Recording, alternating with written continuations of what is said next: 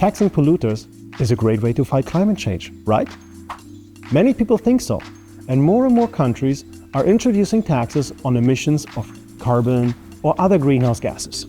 If companies have to pay for how much they pollute, they'll try to contaminate less. But don't be so sure. In our research, we looked at a province in Spain that introduced a tax on sulfur and nitrogen oxides, two harmful greenhouse gases. We discovered the following. Yes, companies' tax bills increased. But in response, companies cut back investments on average by 1%. That's a problem because investment is what helps companies to stay competitive and to grow. An even bigger problem is that the investment response was unrelated to whether the company was a high polluter or a low polluter. Instead, it had to do with whether companies could pass the cost of the additional tax onto consumers or suppliers.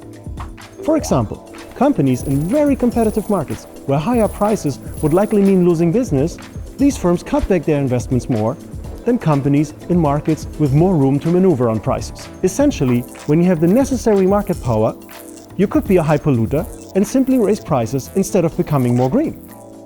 So who pays the tax? Consider you are now a cleaner company without a lot of market power. Then you are forced to trim your investments in order to pay for the taxes of the dirty firm that supplies you. The lesson? Carbon or emission taxes sound great, but the reality unfortunately is that the impact of taxes can be undesired and unintended.